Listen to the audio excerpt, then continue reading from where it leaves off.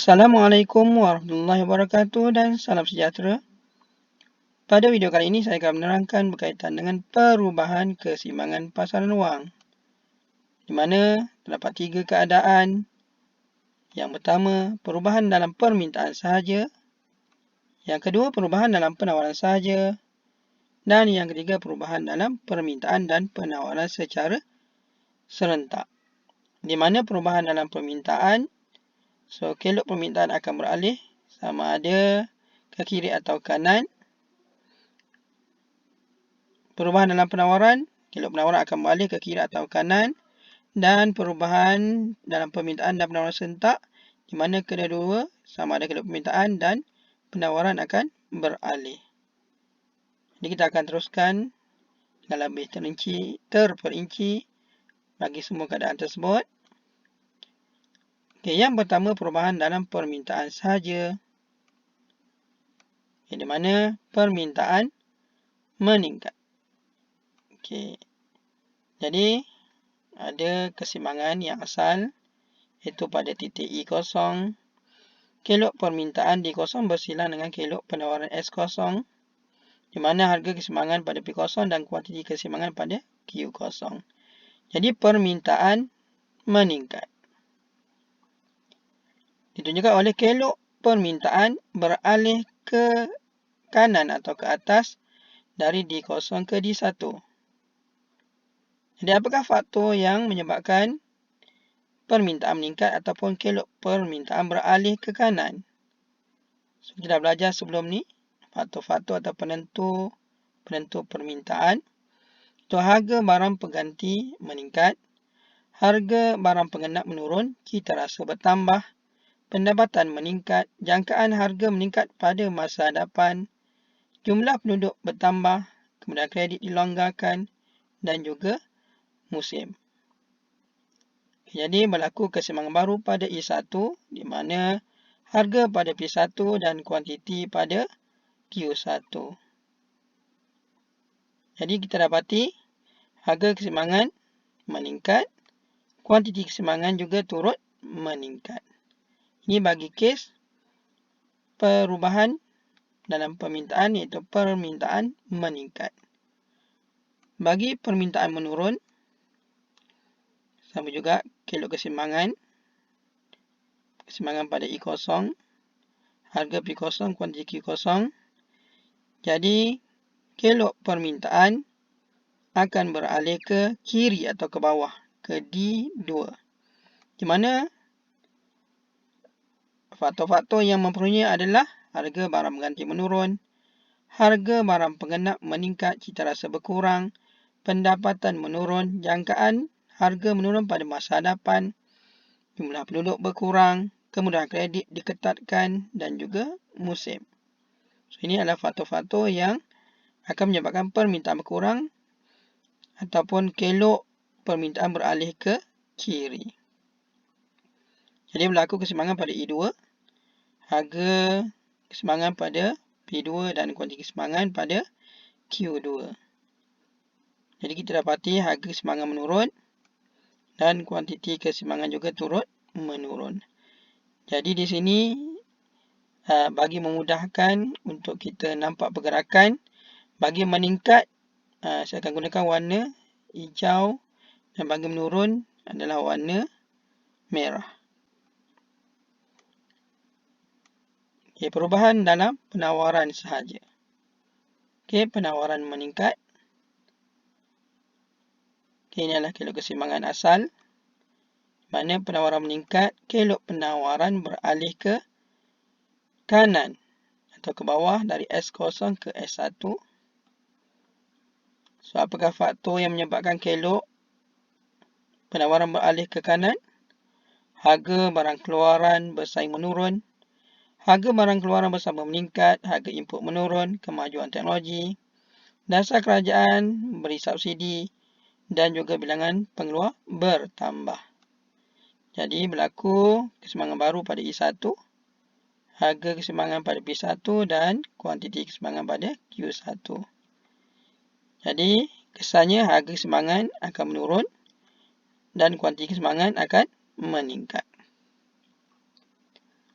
Bagi penawaran menurun, keseimbangan asal pada E0, harga P0 dan kuantiti Q0. Penawaran menurun ataupun penawaran berkurang manakala elok penawaran beralih ke kiri ataupun ke atas. Apakah faktor yang menyebabkan penawaran berkurang atau menurun? Harga barang keluaran bersaing meningkat, harga barang keluaran bersama menurun, harga input meningkat, berlaku kemerosotan teknologi, dasar kerajaan naikkan cukai kepada pengeluar ataupun cukai korporat, bilangan pengeluar berkurang. Jadi berlaku keseimbangan baru pada E2, harga keseimbangan P2 dan kuantiti keseimbangan pada Q2. Kesan, harga keseimbangan meningkat dan kuantiti keseimbangan berkurang ataupun menurun. Okay, ini adalah bagi kes perubahan dalam permintaan sahaja dan juga perubahan dalam penawaran sahaja. Kita teruskan dengan perubahan dalam permintaan dan penawaran serentak. Saya hanya memilih kadar-kadar tertentu sahaja, tidak menyebabkan semua.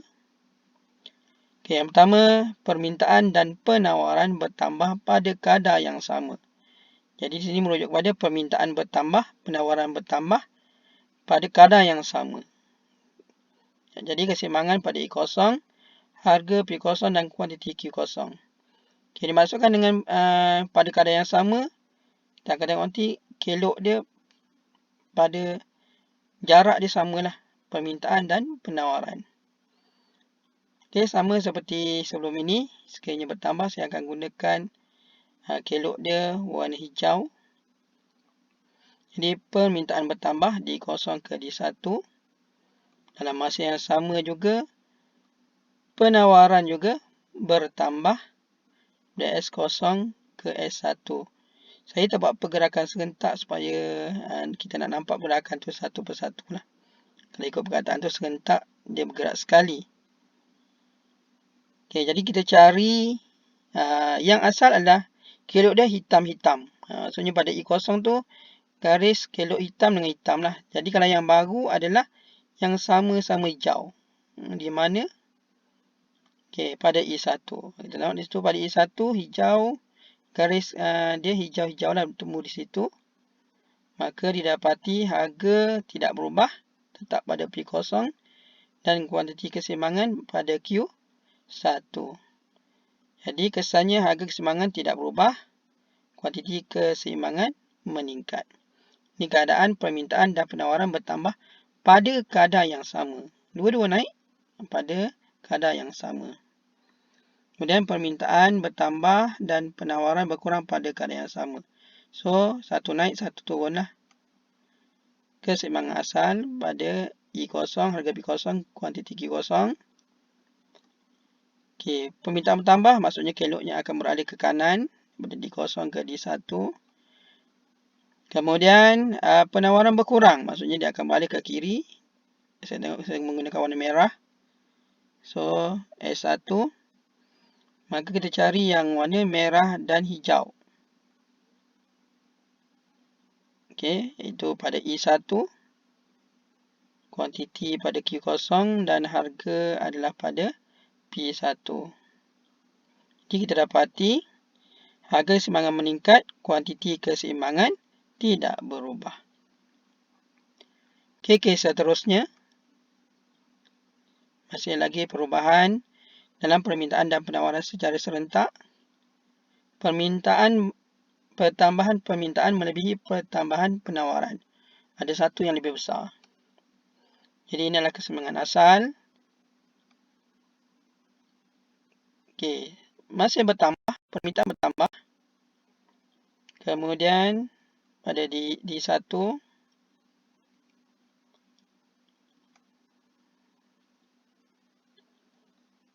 penawaran juga bertambah, tapi pertambahan dalam permintaan lebih besar daripada penawaran.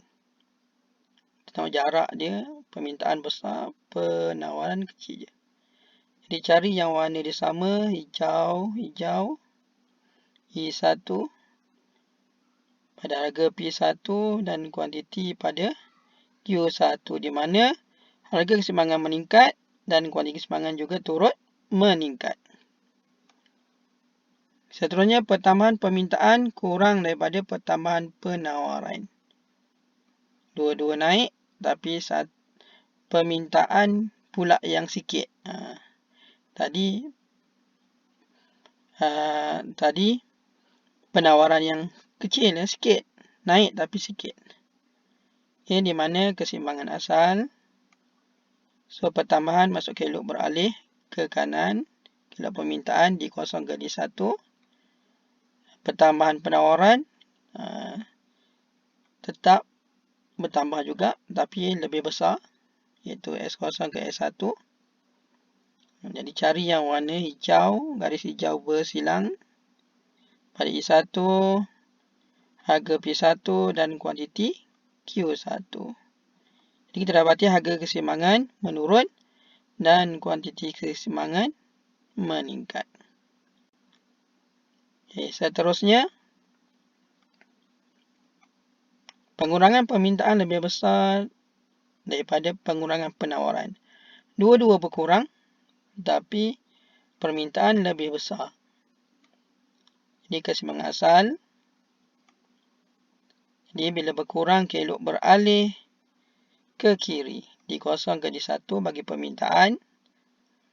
Dan bagi penawaran juga berkurang, kelok beralih ke kiri. Lebih kecil dari segi jarak dia. Jadi kita cari yang warna sama merah-merah. Pada I1, harga P1, kuantiti Q0. Jadi harga keseimbangan menurun, kuantiti keseimbangan juga turut menurun. Kemudian pengurangan permintaan lebih kecil berbanding pengurangan penawaran. Dua-dua turun. Tapi permintaan pula yang kecil. Penawaran besar. Jadi keseimbangan pada kosong, harga P0 dan kuantiti Q0 yang asal. Jadi pengurangan maksudnya kelok beralih ke kiri. Dikosongkan di 1 bagi permintaan. Kita lebih kecil, jadi punya jarak palihan. Dan penawaran juga berkurang, beralih ke kiri S1. Kita buat jarak lebih besar dan cari yang warna garis merah bersilang. So, pada I1, harga P1, kuantiti Q1. Jadi kesannya harga keseimbangan meningkat dan kuantiti keseimbangan menurun. Baiklah, kita akan teruskan dengan contoh soalan. Pertama kita tengok dulu contoh soalan berbentuk kuantitatif ataupun pengiraan. Diberi fungsi permintaan dan fungsi penawaran adalah seperti berikut. QD sama dengan 400 tolak 10P. Itu fungsi permintaan. QS sama dengan 200 tambah 15P. Fungsi penawaran. Jadi berdasarkan maklumat di atas, hitung harga dan kuantiti keseimbangan pasaran. Jadi bila sebut keseimbangan, kita tahu QD sama dengan QS. Jadi kita masukkan persamaan tersebut. Q400 tolak 10P sama dengan 200 tambah 15P. Alihkan yang ada nombor bulat dan ada P. Jadi 400 tolak 200 sama dengan 15P tambah 10P. Jadi kita dapat 200 sama dengan 25P. Maka P harga adalah RM8. RM8. Jadi gantikan harga RM8 dalam mana-mana fungsi, sama ada fungsi permintaan ataupun fungsi penawaran. Mana-mana pun boleh. Kalau kita guna fungsi permintaan 400 tolak 10P. Jadi 400 tolak 10 dan 8. Dia dapat kuantiti dimintalah 320 unit. Kalau guna fungsi penawaran 200 tambah 15P Jadi 200 tambah 15 adalah 8. Akan dapat 320 unit juga. So, mana-mana pun boleh. Salah satu pun tak apa. Seterusnya, jika fungsi penawaran berubah kepada QS1 sama dengan 250 tambah 15P. Maksudnya asalnya QS sama dengan 200 tambah 15P berubah menjadi QS1 sama dengan 250 tambah 15P. Hitung harga dan kuantiti keseimbangan pasaran yang baru. Jadi masih lagi guna formula yang sama, QD sama dengan QS. Tapi kat sini QD sama dengan QS1. Satu merujuk pada yang baru. Jadi 400 tolak 10P sama dengan 250 tambah 15P. Jadi 400 tolak 250 sama dengan 15P tambah 10P. Jadi 150 sama dengan 25P. P sama dengan RM6. Sama macam tadi juga, gantikan harga RM6 dalam mana-mana fungsi QD atau QS. Jadi kalau guna QD, 400 tolak 10P, di mana 400 tolak 10 dan 6. Jadi QD sama dengan 340 unit. Kalau guna QS, iaitu 250 tambah 15P, 250 tambah 15 kali 6, juga dapat kuantiti tawar adalah 340 unit. Jadi harga keseimbangan yang baru adalah RM6 dan kuantiti keseimbangan adalah 340 unit. Jadi soalan seterusnya, laka keseimbangan asal dan baru dalam rajah yang sama. Jadi kita dah ada jawapan pada soalan A dan B. Jadi kita akan lukis rajah dalam satu rajah yang sama. Kita ada paksi menegak harga, paksi menata kuantiti. Jadi kita masukkan terus. Harga keseimbangan asal RM8 dan kuantiti keseimbangan adalah 320 unit.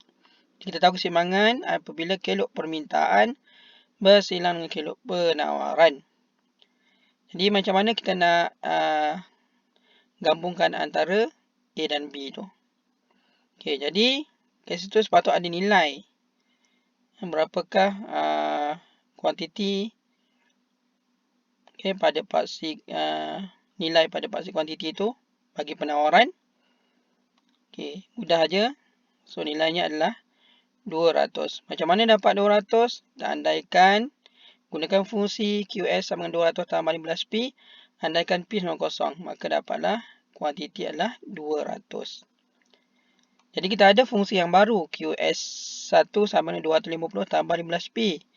Jadi kita buat benda yang sama, andaikan P sama 0, kita dapat 250. Jadi berdasarkan fungsi penawaran yang baru, kuantiti dia adalah 250. Jadi 250 ni berada sebelum 200 atau selepas 200.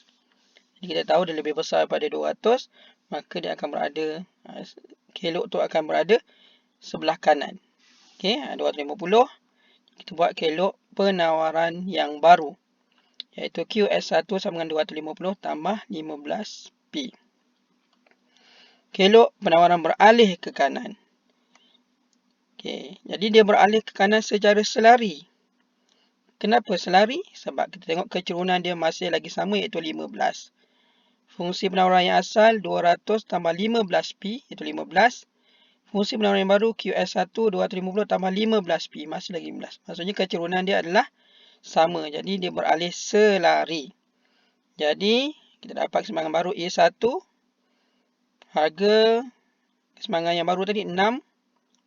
Dan kuantiti keseimbangan yang baru tadi adalah 340. Okey, jadi kita tahu harga keseimbangan menurun dan kuantiti keseimbangan meningkat.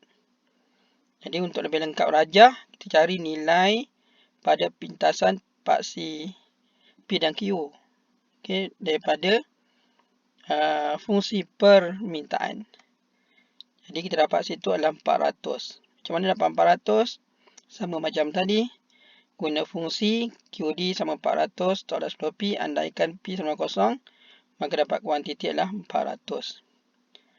Dan pada paksi harga dapat 40. Macam mana dapat 40? Sama juga. Andaikan Q sama 0, menggunakan fungsi permintaan, kita dapat P sama dengan 40. Jadi lengkap rajah. Jadi kalau kita keseimbangan, lukis rajah keseimbangan, kita pastikan ada nilai-nilai yang penting.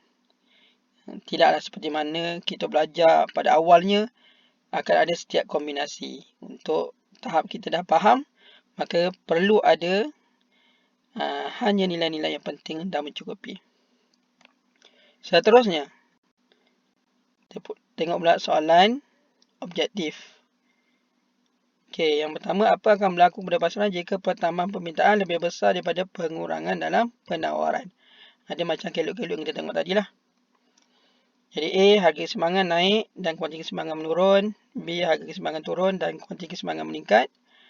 C, harga dan kuantiti keseimbangan akan meningkat. Dan D, harga keseimbangan naik dan kuantiti keseimbangan tidak berubah. Jadi, bila soalan macam ni, kita tak boleh main bayang-bayang je. Jadi, kita kena lukis kelok. Okay, kita tahu pertambahan permintaan lebih besar daripada pengurangan penawaran. Jadi, bila pertambahan kelok beralih ke kanan, kita buat besar dan penawaran berkurang. Jadi, kata kawasan dia kecil je. Peralihan dia kecil. Jadi, kita dapati keseimbangan baru pada E1, harga P1 dan kuantiti adalah pada Q1. Jadi, harga keseimbangan meningkat dan kuantiti keseimbangan juga turut meningkat. Jadi, jawapannya adalah C. Lagi satu contoh soalan objektif. Gambar rajah di bawah menunjukkan kelok permintaan dan kelok penawaran bagi pasaran beras sebelum dan selepas pemberian subsidi oleh kerajaan. Jadi, di sini sebelum adalah D0 dengan S0, itu harga P0. Kemudian apabila kerajaan bagi subsidi, subsidi adalah faktor yang mempengaruhi penawaran. Jadi bila kerajaan beri subsidi, maka kelok akan beralih ke kanan. Kelok penawaran beralih ke kanan. Jadi keseimbangan baru pada E1, harga keseimbangan baru P1 dan kuantiti keseimbangan adalah Q1. Jadi pemberian subsidi oleh kerajaan menyebabkan A, harga keseimbangan naik dan kuantiti keseimbangan menurun. B, harga dan kuantiti keseimbangan menurun. C, harga dan kuantiti keseimbangan akan meningkat. D, harga keseimbangan menurun dan kuantiti keseimbangan meningkat. Jadi kita dapati daripada kelok, harga turun daripada P0 ke P1 dan kuantiti meningkat daripada Q0 ke Q1. Jadi jawapannya adalah D, dadu. Okey, ini contoh soalan objektif. Dan kita tengok satu lagi. Contoh soalan pula kalau soalan esei. Okey, contoh soalan esei. Berbantukan rajah terangkan kesan terhadap harga dan kuantiti keseimbangan roti apabila Kesatuan Pekerja Kilang Roti berjaya menuntut kenaikan upah. Jadi dia nak berbantukan rajah, jadi kena ada rajah kelok keseimbangan. Jadi ini adalah kelok keseimbangan asal, iaitu kelok permintaan bersilang dengan kelok penawaran pada keseimbangan E0, harga keseimbangan P0 dan kuantiti keseimbangan Q0. Okey, huraian rajah. Kita pasal keseimbangan asal. Keseimbangan asal tercapai pada titik E0 apabila kelok permintaan D0 bersilang dengan kelok penawaran S0 pada tingkat harga keseimbangan P0 dan kuantiti keseimbangan pada Q0. Okey, kemudian untuk huraian seterusnya kita ambil pada soalan balik. Kita tahu apabila Kesatuan Sekerja berjaya menuntut kenaikan upah, maka ia akan menyebabkan kos penawaran akan meningkat. Jadi penawaran akan berkurang dan kelok penawaran akan beralih ke kiri. Ini dari S0 ke S1. Maka berlaku keseimbangan baru pada E1 di mana kelok permintaan D0 bersilang dengan kelok penawaran S1. Di mana harga keseimbangan baru P1 dan kuantiti keseimbangan baru pada Q1. Jadi harga keseimbangan meningkat daripada P0 ke P1 dan kuantiti keseimbangan menurun ke Q1. Jadi ini adalah contoh soalan esei. Okey, bagi perubahan keseimbangan. Jadi selesai penerangan berkaitan dengan perubahan keseimbangan pasaran dari segi peralihan, iaitu perubahan permintaan sahaja, penawaran saja dan juga perubahan serentak. Juga contoh soalan bentuk kuantitatif, soalan objektif dan juga soalan esei. Sekian, terima kasih.